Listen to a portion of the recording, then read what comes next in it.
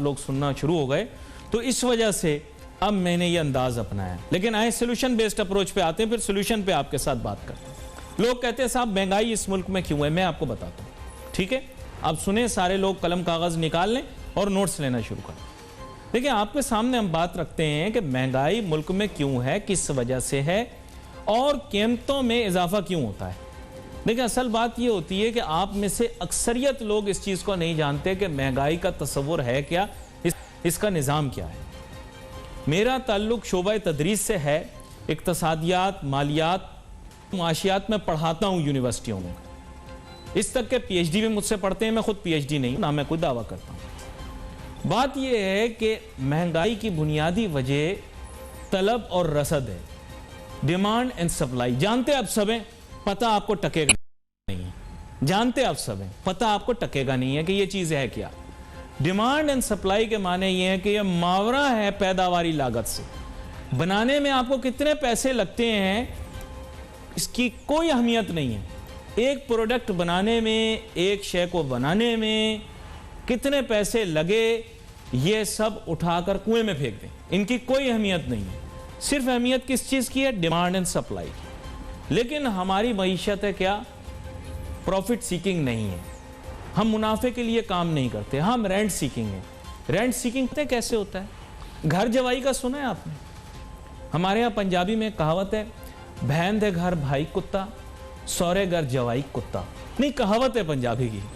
तो घर जवाई का तो आपने सुना होगा, जो घर में रहता है ना? तो उसकी जो, अब गलत मिसाल, बहुत सारे लोग हैं, लेकिन अब मैं आपके सामने जो बात रख रहा था ना, वो बुनियादी ये है कि यू हैव टू अंडरस्टैंड कि रेंट सीकिंग क्या है। रेंट सीकिंग के माने ये होते हैं, जैसे जवाई जो है सौरे के घर पूरा दिन पड़ा रहता है, मुफ्त में खाने का रहता है। हमारी मईशत भी अब इसी नौइयत की बन गई है। हमारे यहाँ मालदार, सरमायाकार, अमीर तबका इस मुल्क का दामाद बन के बैठ गया है और पूरा दिन ससुर के घर में बैठकर मुफ्त की रोटियां तोड़ने का आदी हो गया। यह मैं आपको क्लियर कट बात बता रहा हूं। आप लोग कहते हैं ना अवामी मिसाल दें, हमें समझ में नहीं आई, तो अब समझ में आ गई होगी मेरे ख्याल। मैंने थोड़ी सख्त अंदाज में आप लोगों को बता दी, अब कोई नहीं रहा होगा जिसको समझ नहीं आई होगी। अब बात यह है कि आपकी जब मईशत ऐसे चलेगी, जब दामाद चलाएगा, और इसकी सियासत में और इस मुल्क की मईशत में दामाद का बड़ा अहम किरदार होता है, तो जब इस तरह से आप करोगे, इकोनॉमी चलाओगे, तो फिर काम नहीं होगा। प्रॉफिट सीकिंग होना चाहिए आपको, यानी मेहनत करके, काविश करके, जहन लगा के, सोच लगा के किसी तरह पैसे कमाना, ठीक है? इसलिए इकोनॉमी प्रोग्रेस नहीं कर रही। अब डिमांड एंड सप्लाई के पीछे साइंस क्या है? अंकल, आंटी, बेटा, तुम्हारी पबजी बंद हो गई, तुम भी प्रोग्राम देखा करो, ठीक है? आप सब लोग गौर से सुने मैं क्या बात कर रहा हूं। ये डिमांड एंड सप्लाई है क्या? अब बात ये, जैसे पानी है, आप जिस आदमी से पाकिस्तान में हाथ लगाए उसका डिस्को निकल जाता है। 5 दरिया 5 दरिया 5 दरिया 5 दरिया। पंजाब का नाम क्या? पंजाब क्यों है? 5 दरिया 5 दरिया 5 दरिया।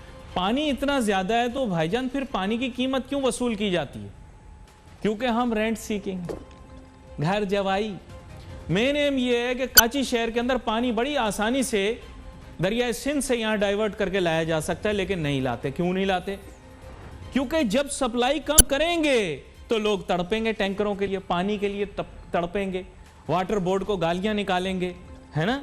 लेकिन फिर उसी वाटर बोर्ड से जाकर पर्चियां भी लेकर आएंगे, उसी वाटर बोर्ड को पानी के बिल भी देंगे, है ना?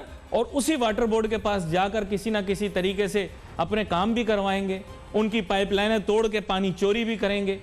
तो ये क्या है? ये जानबूझ के दामाद को खिलाने के लिए।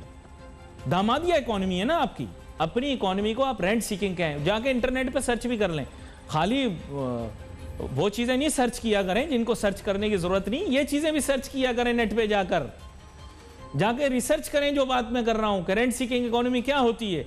अब आप इसके आदी होकर दूध पैदावार करने वाले पांचवें मुल्क, दूध पैदावार करने, अगर दूध पैदावार करने वाले तुम 5वें मुल्क हो तो तुम्हारे यहां तो दूध मुफ्त बिकना चाहिए, बल्कि दूध जो है वो तो दरिया की तरह बहना चाहिए। हर शहर में एक नहर होना चाहिए, दूध पैदावार करने वाला 5वां बड़ा मुल्क जो आप।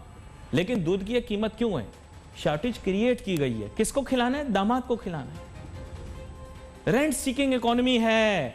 अय्याश तबीयत हो गए हमारे लोग, उनको चाहिए हर चीज के जनाब हमें पकी पकाई मिले, हमें मुनाफा मिले, हम टके का काम ना करें, गरीबों से काम कराओ। आटा बनाने वाला छठा बड़ा मुल्क, आटा बनाने वाला पांचवा बड़ा मुल्क। आटा बनाने वाला पांचवा बड़ा मुल्क तो रोटी क्यों इतनी महंगी मिल रही है? आटे की शॉर्टेज क्यों हो जाती है? दामाद को खिलाना है। दामाद को रेंट सीकिंग इकोनॉमी बनाई हुई है ताकि सप्लाई की शॉर्टेज क्रिएट करके डिमांड बढ़ाकर कीमत वसूल की जाए।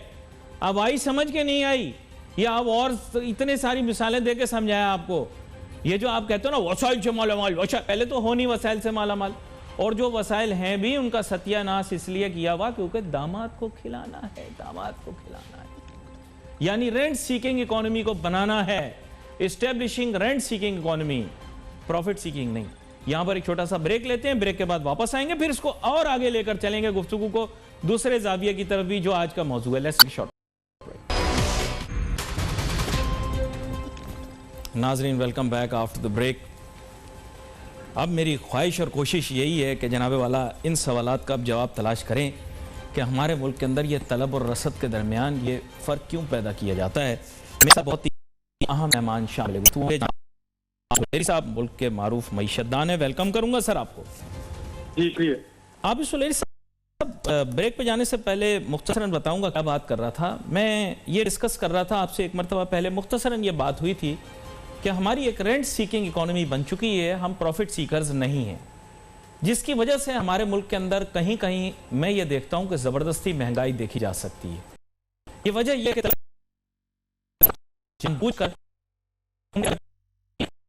जैसे बिलफर्स अगर देख लीजिए तो हमारे मुल्क के अंदर आटे की पैदावार बहुत ज़्यादा है, लेकिन क्योंकि हमने किसानों को फ़ायदा देना होता है, कभी कभार ज़िम्मेदारों को फ़ायदा देना होता है, कभी कभार फ्लावर मिल्स को फ़ायदा देना होता है, तो हम उसकी वजह से किसी ना किसी तरीके से तलब और रसद के सिस्टम को डिस्टर्ब कर देते हैं, डिमांड एंड सप्लाई के, और इस तरह एक रेंट सीकिंग इकोनॉमी के अंदर वो लोग बेनिफिशरीज बन जाते हैं जो कि पोजीशंस ऑफ पावर और इन्फ्लुएंस में होते हैं। यही बात दूध के सिलसिले में भी कही जा सकती है।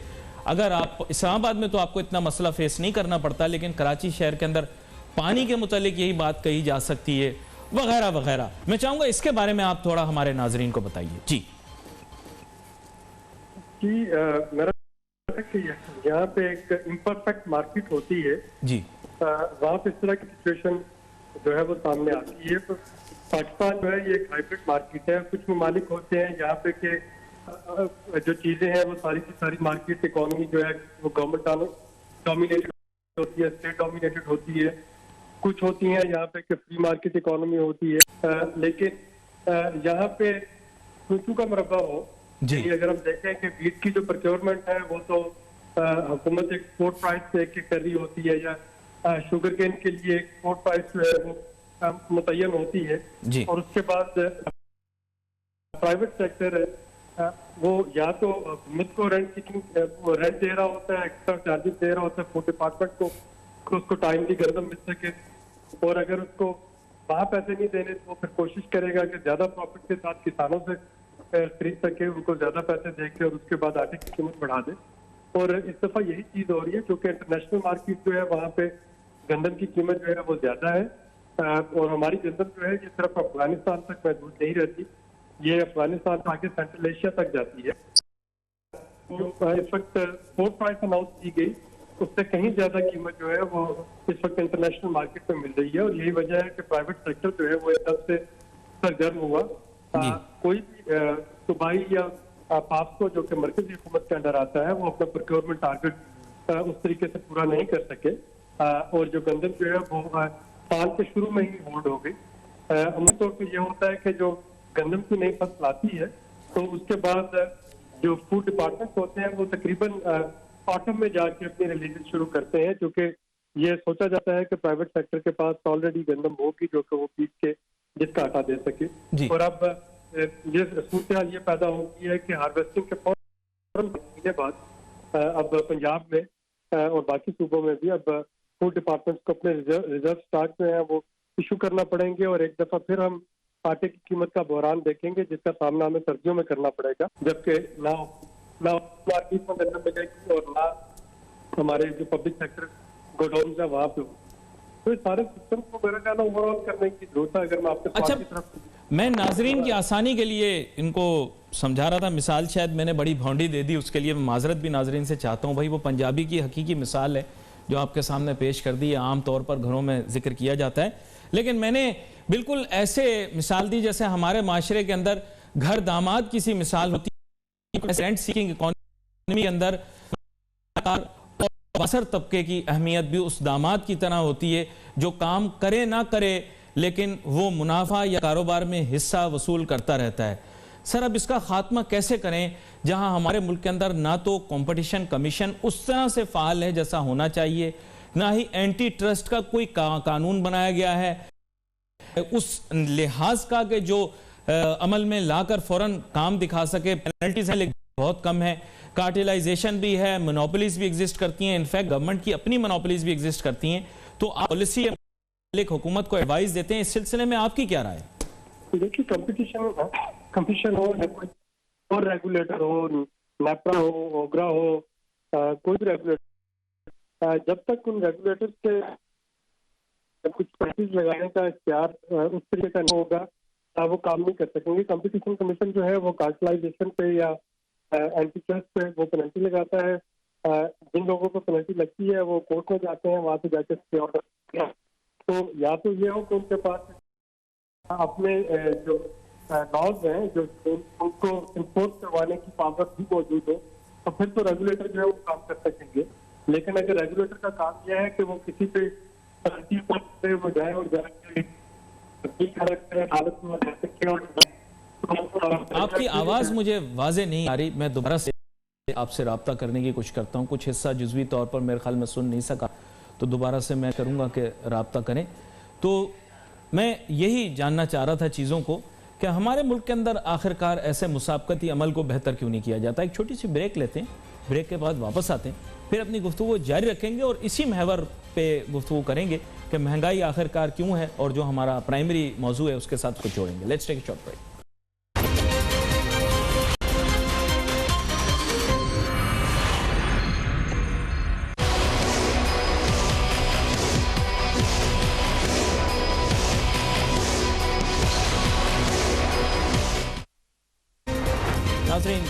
Welcome back after the break.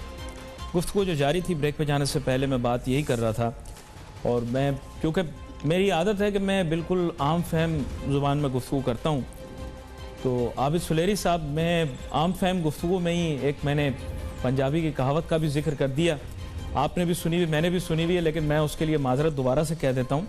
बुनियादी तौर पर क्या है कि हमारे यहाँ ये एक तसव्वुर सा पैदा हो गया है कि जो सरमायाकार तबका है, जो मालदार तबका है, जो आपके जागीरदाराना तबका है, वो कंसीडर करते हैं they are beneficiaries of the state.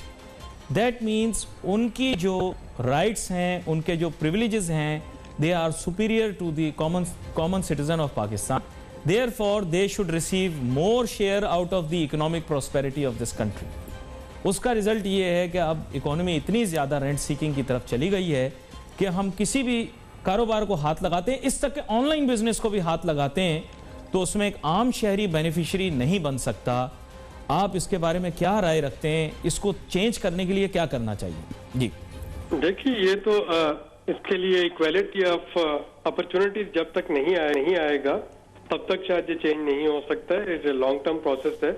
इस वक्त इशू ये है कि वो लोग जो कि जिनके स्टेक्स शुगर में इन्वॉल्व हैं, पावर सेक्टर में इन्वॉल्व हैं, वीट सेक्टर में इन्वॉल्व हैं, वो तमाम सेक्टर जिनकी आप बात कर रहे हैं, जिनकी वजह से कि इन्फ्लेशन होती हुई नजर आ रही है, वही लोग आपको कानून साज असेंबलियों में उनमें उनके जो नुमाइंदगान हैं बैठे कवानीन बनाते नजर आएंगे।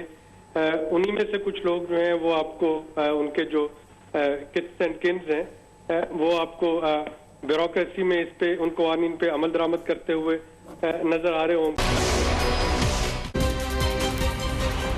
नाज़रीन, welcome back after the break. इसी तरह आप अशिया का इंतखाब करते रहें, मार्केट में जाएं, अशिया को उठाएं, उनकी कीमत देखें, और अगर आपको हैरानगी हो कि कीमत क्यों इतनी ज़्यादा है, तो उसकी वजह तलब और रसद, डिमांड एंड सप्लाई। दोबारा से उस टॉपिक पे इसलिए आ गया, मैंने कहा थोड़ी वजाहत आप लोगों के लिए करना ज़रूरी है, आम आदमी के लिए, कि वो समझ सके कि आखिर चीज़ों की कीमतें इतनी ज़्यादा क्यों। अच्छा, जदीद आज़ाद मईशत इस चीज़ से बिल्कुल डिसएसोसिएटेड है, उसका कोई ताल्लुक नहीं है कि एक चीज पैदावारी लागत क्या है। कोई चीज है अगर उसको बनाने में 10 रुपए लगते हैं और वो मार्केट के अंदर तलब और रसद की वजह से 100 रुपए की बिकती है, इकोनॉमिक्स को इससे कोई एतराज नहीं है। तो अब यहां हुकूमत की जिम्मेदारी क्या होती है कि तलब और रसद के दरमियान एक मिजानिया क्रिएट करे, एक बैलेंस क्रिएट करे, एक तवाजुन क्रिएट करे, ताकि डिमांड जितनी हो सप्लाई उसको मीट करती रहे। अब यह जानबूझ के क्यों नहीं किया जाता? ताकि अवाम गुस्से में आए। मैं आपको अंदर की बात बता, बुरा भला कहे, मुगल्लज़ात बके। जैसे अगले दिन मैं देख रहा था, वो एक क्लिप बड़ी चली, कोई आंटी थी, उनको मार्केट में रोका, उन्होंने तोबा तोबा क्या क्या बोला उन्होंने हुकूमत को, मैं आपको बता नहीं सकता, मैं कानून निकल रहा। लेकिन वजह क्या है? ये चाहते हैं कि आप सबसिस्टेंस लेवल पे रहो, आप परेशान रहो, आप टेंशन में रहो, ताकि इनकी अपनी कुर्सियां महफूज रहें, इनके अपने इख्तियारात बहाल रहें, इनके अपने प्रिविलेजेस इनके पास रहें, और आप आटा चीनी दाल चावल के पीछे तड़पते रहो, लड़ते रहो, एक दूसरे को मारते रहो, गालियां देते रहो, कतारों में लगे रहो, परेशान रहो, बिजली के बिल आपको मिलें और आपको अजीब अजीब किस्म के करंट लगें। ये चाहते हैं आप इस हालत में रहो। आपसे मैं हमेशा अपने शागिर्द जो हैं क्लास में, मैं उनसे पूछता हूं, मुझे बताओ पाकिस्तानियों ने क्या एक चीज ईजाद की? आजाद हुए हम 14 अगस्त 1947, आज तक हमने इजाद क्या किया? हम इतने, आप देखें, हम इतने जुगाड़ू हैं, हम गाड़ी खराब हो जाए गाड़ी ठीक कर लेते हैं, बाइक का पेट्रोल खत्म हो जाए हम लोग बिल्कुल जैसे सर्कस में बाइक टेढ़ी कर दी जाती है वैसे ही सड़क के बीच में मेन रोड पे बाइक अपनी टेढ़ी करके किसी न किसी तरीके पाइप में एक कतरा गिरा देते हैं पेट्रोल का, ताकि गाड़ी थोड़ी चल जाए।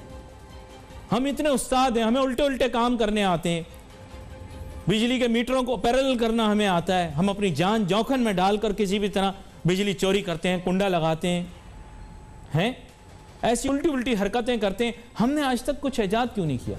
क्योंकि इन्होंने हमें, हमारे जहनों को माउफ कर दिया है। इन्होंने जानबूझ के स्ट्रेटजी लगाकर हमें आटे चीनी दाल चावल की कतारों में लगा दिया है, हमें बिजली के बिल गैस के बिल की परेशानी लगा दिया है, पानी के टैंकरों के पीछे जांगिया पहन के हम दौड़ते हैं, पानी का टैंकर रोको, पकड़ो, लेकर आओ उसको, और कीमतों की वजह से और कीमतों के उलझन में हमें फंसा दिया। मैं जब बच्चा था तब भी यही शिकायत थी, महंगाई बढ़ी है, हाँ महंगाई खा गई, हाँ महंगाई ने यह कर दिया।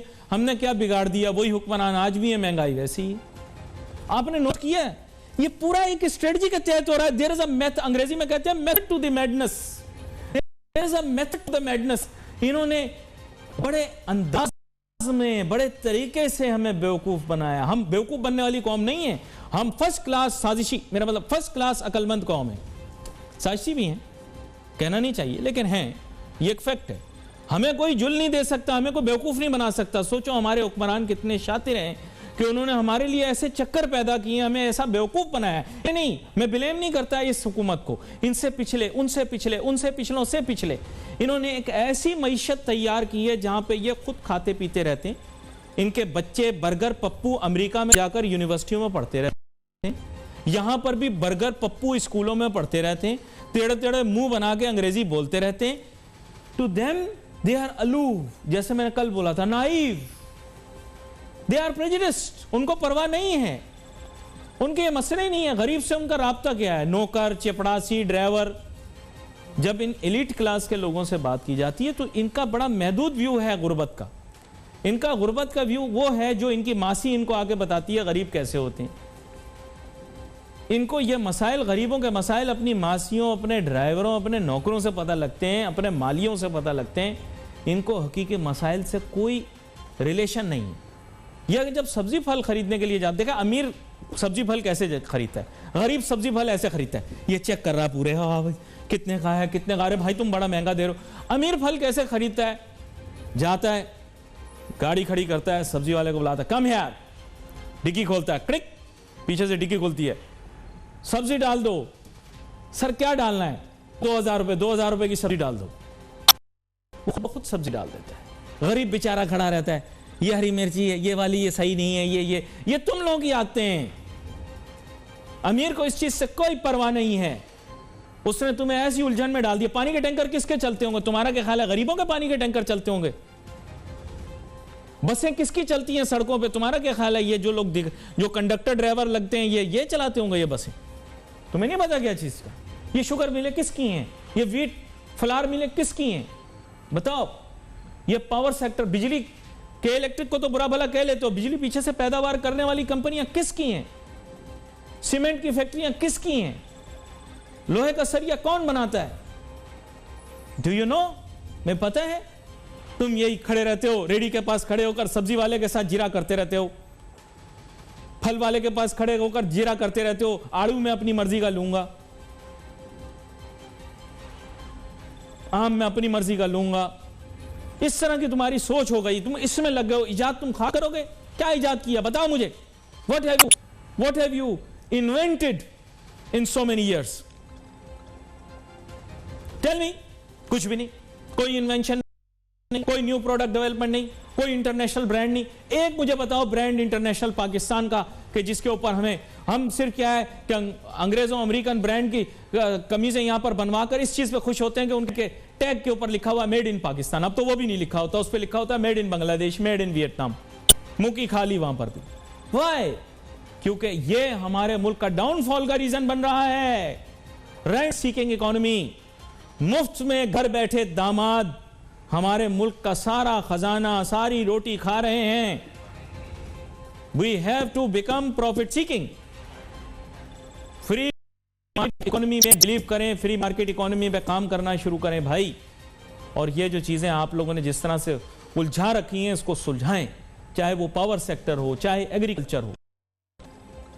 मेरे पास वक्त कम है, मेरी ख्वाहिश तो यह थी कि मजीद गुफ्तगू जारी रहती, लेकिन अब यह है कि इस बारे में और भी आगे मजीद बात करेंगे। एक प्रोग्राम में पाकिस्तान के अंदर आता है दरियाओं से, उसके मुतालिक आपको बताएंगे, रासफाश करेंगे कि पाक स्टडीज की किताब के अंदर क्या क्या बकवास हमें पढ़ाई गई, और इस तक के जुग्राफिया में भी बकवास पढ़ा दी गई और गलत बातें पढ़ा दी गई, जिसकी वजह से हमें यही नहीं पता कि हमारे मुल्क में बहने वाले दरिया दरअसल फूट कहां से।